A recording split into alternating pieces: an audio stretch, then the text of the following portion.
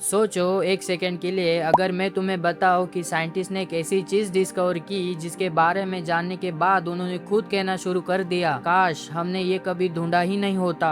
एक ऐसी चीज जो दिखती नहीं, सुनाई नहीं देती, फील नहीं होती, पर अगर ये तुम्हारे पास आ गई तो तुम्हारे पास कोई ऑप्शन ही नहीं होगा, कोई एस्केप नहीं, कोई टाइम नहीं। ये कोई एलियन नहीं है, कोई ब्लैक होल नहीं है, ये कुछ और ही है, कुछ ऐसा जो यूनिवर्स के सबसे बड़े सीक्रेट्स में से एक है। इसकी कहानी में एक ज़ॉम्बी है, एक इन्फेक्शन है और एक ऐसी पॉसिबिलिटी है जो अभी भी साइंटिस्ट को नींद नहीं लेने देती। तो चलो आज इमेजेस की मदद से समझते हैं स्ट्रेंज मैटर क्या है, ये कैसे काम करता है और क्यों कुछ लोग इसे यूनिवर्स का सबसे खतरनाक रहस्य कहते हैं।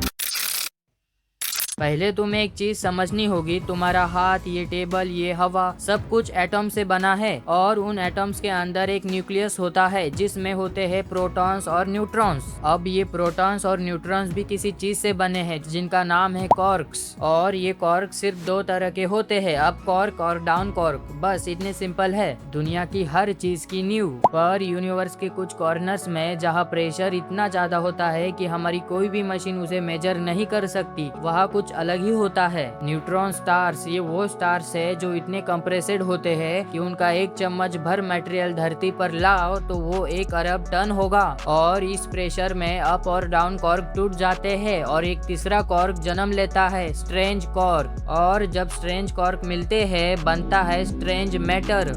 अब यहाँ से शुरू होती है असली कहानी। स्ट्रेंज मैटर इतना ज्यादा स्टेबल होता है, इतना परफेक्ट कि फिजिक्स के हिसाब से नॉर्मल मैटर इसके सामने एक इंफीरियर चीज है, एक इनकम्प्लीट चीज। और यही इसका सबसे खतरनाक क्वालिटी है, क्योंकि जब स्ट्रेंज मैटर नॉर्मल मैटर को टच करता है तो नॉर्मल मैटर को भी पता चल जाता है कि स्ट्रेंज मैटर बनाना ज्यादा फायदेमंद है। बिल्कुल वैसे जैसे एक ज़ॉम्बी का एक काटना काफी होता है, एक बाइट और इन्फेक्शन शुरू।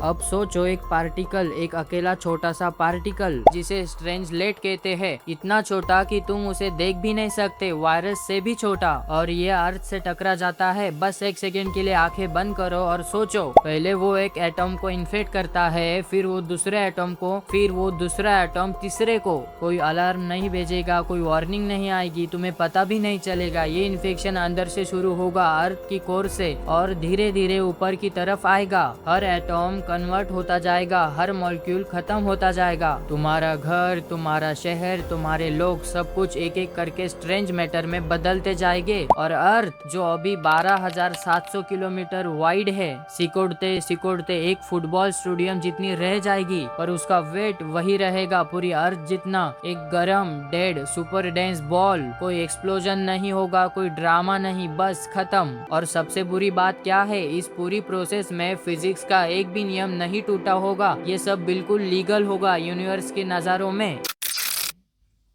अब एक सवाल, अगर ये सिर्फ एक थ्योरी होती, एक साइफाई कहानी होती, तो दुनिया के सबसे बड़े साइंटिस्ट इसके बारे में इतने सीरियस क्यों थे? 2008 की बात है, सर्न दुनिया की सबसे बड़ी और सबसे एडवांस्ड फिजिक्स लैबोरेटरी एक मशीन लॉन्च करने वाली थी, लार्ज हैड्रॉन कलाइडर। एक ऐसी मशीन जिसमें पार्टिकल्स को इतनी स्पीड से टकराया जाता है कि साइंटिस्ट यूनिवर्स के सबसे छुपे हुए रहस्य को देख सके। पर लॉन्च करने से पहले कुछ साइंटिस्ट ने एक ऑफिशियल पेपर पब्लिश किया। उन्होंने कहा रुको, उनका डर ये था कि इस मशीन में प्रैक्टिकल्स इतनी तेजी से टकराएंगे कि कहीं एक स्ट्रेंजलेट क्रिएट ना हो जाए, एक छोटा सा, एक अकेला, बस एक। और अगर वो बन गया तो वो लेबोरेटरी की दीवारों को इन्फेक्ट करेगा, फिर जमीन को, फिर पूरी अर्थ को। ये लोग पागल नहीं थे, ये कंस्पिरेसी थ्योरिस्ट नहीं थे, ये दुनिया के पढ़े लिखे फिजिसिस्ट थे जो अपनी पूरी जिंदगी साइंस को दे चुके थे, और वो डरे हुए थे। सर ने बाद में एक फुल सेफ्टी रिपोर्ट रिलीज की। उन्होंने एक्सप्लेन किया स्ट्रेंजलेट क्रिएट होने की पॉसिबिलिटी प्रैक्टिकली जीरो है, प्रैक्टिकली जीरो नहीं, प्रैक्टिकली जीरो।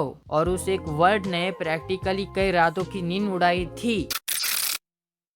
अब एक और सवाल, अगर स्ट्रेंज मैटर एक सिर्फ थ्योरी होती तो ठीक था, अगर ये सिर्फ लेबोरेटरी में एक पॉसिबिलिटी होती तो ठीक था, पर क्या अगर मैं तुम्हें बताऊं कि ऑलरेडी एग्जिस्ट करती है यूनिवर्स में अभी इसी वक्त? कुछ ऐसे स्टार्स है जो साइंटिस्ट स्ट्रेंज स्टार्स कहते हैं, पूरी की पूरी स्ट्रेंज मैटर से बनी, बाहर से वो नॉर्मल न्यूट्रॉन स्टार जैसी दिखती है, सेम साइज, सेम दिखावट, पर अंदर से वो एक अलग ही चीज है। और सबसे स्केरी बात, हम उन्हें नॉर्मल स्टार से से अलग नहीं कर सकते। हमारे पास अभी तक कोई टेक्नोलॉजी नहीं है जो कॉन्फिडेंटली कह सके ये नॉर्मल स्टार है और ये स्ट्रेंज स्टार है। मतलब वो छुप कर बैठे हैं हमारे गैलेक्सी में हमसे कुछ लाइट ईयर्स की दूरी पर, और इनसे निकलता है कॉस्मिक रेडिएशन पार्टिकल्स जो यूनिवर्स में हर डायरेक्शन में ट्रैवल करते रहते हैं। क्या उनमें स्ट्रेंजलेट्स है? कोई नहीं जानता। हर सेकेंड हजारों कॉस्मिक पार्टिकल्स अर्थ से गुजरते रहते हैं, तुम्हारे बॉडी से गुजरते हैं अभी भी, इसी वक्त भी। और उनमें से कोई स्ट्रेंज मैटर का टुकड़ा है या नहीं ये कंफर्म करना अभी तक इम्पॉसिबल है। अगर स्ट्रेंज स्टार्स एग्जिस्ट करती है, अगर उनसे पार्टिकल्स निकलते हैं, अगर वो पार्टिकल्स यूनिवर्स में ट्रेवल करते हैं, तो अर्थ तक पहुंचने से उन्हें कोई रोक नहीं रहा। पर फिर भी हम यहाँ है क्यों?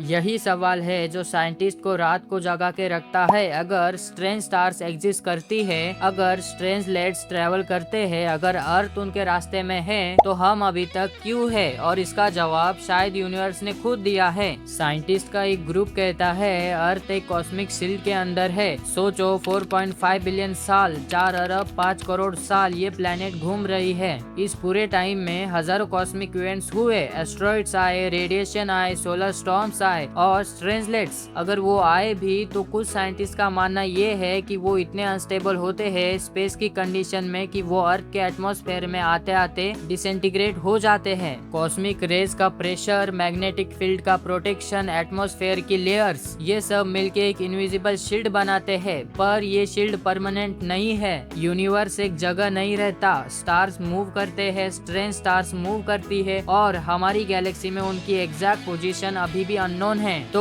क्या हम सेफ है? शायद हाँ, शायद अभी के लिए, क्योंकि 4.5 बिलियन साल से ये प्लेनेट बच रही है और ये कोई कोइंसिडेंस नहीं लग रहा है, या फिर ये सिर्फ अभी तक की किस्मत है। यूनिवर्स बहुत बड़ा है, बहुत पुराना है और उसने बहुत सारी चीजें देखी है जो हम कभी नहीं देखेंगे।